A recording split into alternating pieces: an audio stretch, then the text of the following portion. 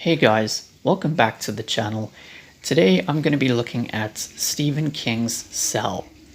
So, Cell is a 2006 post-apocalyptic zombie horror novel written by the master of horror himself, Stephen King. The story follows Clay Riddle, an aspiring graphic novel artist who has just struck his first major deal and is on his way to share the good news with his estranged wife Sophia and his son Johnny. But on his way there, things go horribly wrong when a cell phone signal known as the Pulse begins turning everybody who uses their cell phones into zombies. In an effort to find his family, he teams up with a group of other survivors and makes his way through this new apocalypse. Now, this is another book that I absolutely enjoyed.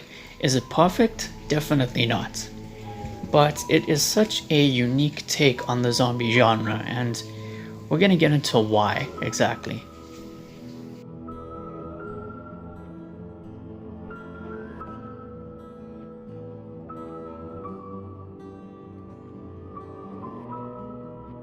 So firstly, I found the concept to be fascinating. I mean, just think about it. What if you used your phone one day and you became a zombie? Just think about it. It's like Stephen King was so annoyed by the popularity of cell phones at the time that he just wrote a book about it. And I think it's a nice little social commentary on mankind's reliance on technology and the dangers associated with it. And at the time of writing the book, he didn't actually have a cell phone. But he does now, don't worry. You can check out his Twitter, even though I'm not on Twitter. And the phones in this book are not actually smartphones. They're the cell phones of the 2000s, you know, the flip phones and the Motorola's and, you know, the sliding phones and stuff like that. Or as I like to call them, retro phones or retro cell phones, because I actually grew up in that time. Because this book revolves around old cell phones, it may come off as a little bit dated, but it will seem relevant now because of all the coronavirus conspiracy theories like 5G being the cause of the virus, which kind of reminds me of The Pulse. I also like the opening of this book. Usually, if this type of story were to be written by somebody else, it would take time to introduce the characters, establish relationships, then set up the pulse. But thanks to Stephen King, this book takes you straight into the action in the first couple of pages. And instead of people being turned into zombies one by one, or mysterious disappearances and occurrences happening one at a time, pretty much everybody who is on their cell phone goes ballistic in the process of becoming a zombie. The zombies in this book are very unique. They're more like vicious animals rather than just your plain stereotypical zombies. They're often referred to by the characters as phone crazies.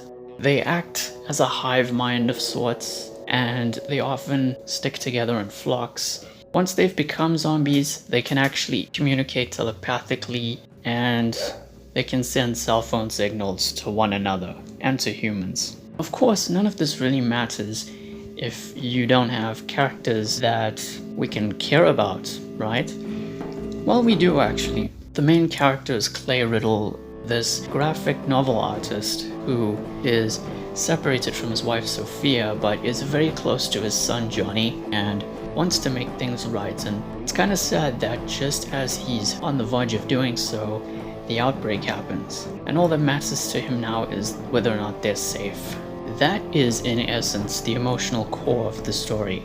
There's some other likable characters like Tom McCourt.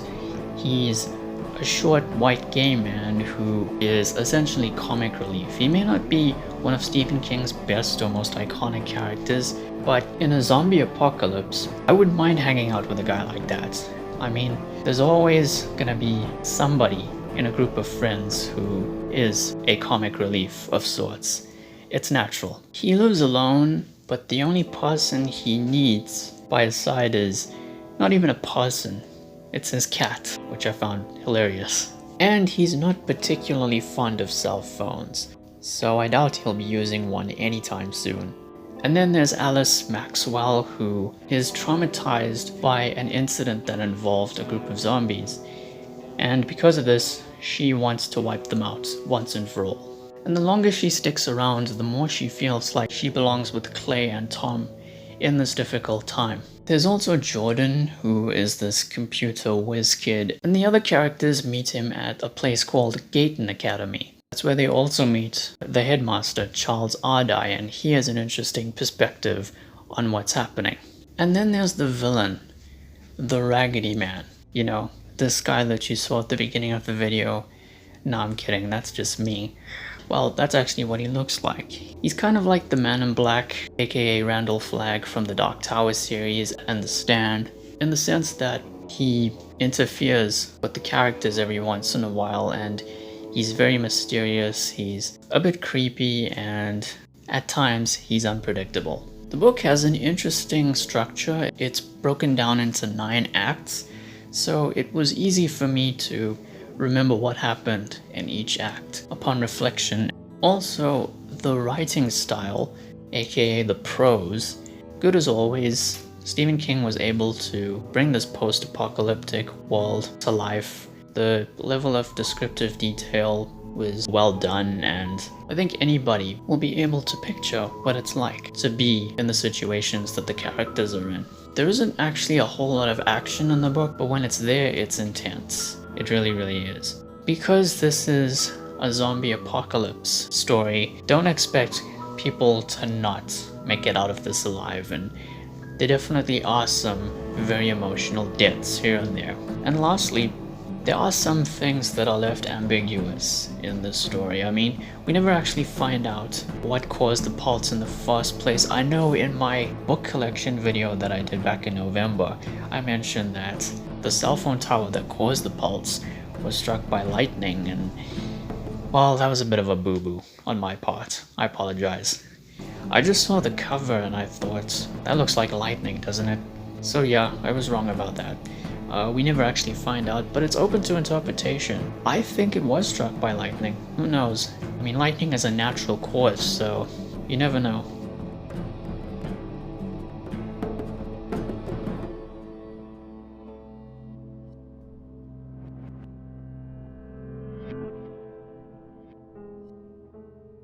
Now, I have 2 issues with the book, and the first one is the pacing. My version of the book is the 2018 Halloween edition, and that consists of 473 pages, and I found it to be a bit too long. I think there were bits and pieces that could have easily been trimmed down, especially since, as I mentioned earlier, there isn't a whole lot of action. Maybe it's because I don't have the original 2006 version, which consisted of 350 pages, but even then, the people who have read that version have the same issue as well, so I guess either way it doesn't matter. And the other issue I have is the ending. I'm not going to spoil it, but it is ambiguous to a certain extent, and I don't completely hate this decision. I have mixed feelings towards it, because I could still come to my own conclusion in my head and think to myself, well, they lived happily ever after. But it does feel like a bit of a cop-out on Stephen King's part, so I can't really let that slide, to be honest. It's still better than the movie's ending.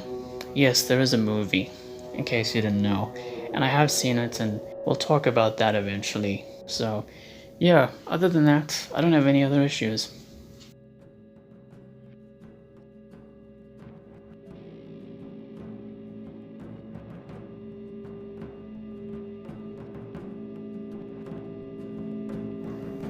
So yeah, that was my review of Stephen King's Cell. Next time I'm gonna look at the film adaptation from 2016. And just a heads up, I did not like the movie. So yeah, look forward to that very soon. And thank you all for watching. Please be sure to like the video, share it and subscribe, and hit the notification icon. Be safe during this time, and I'll see you soon.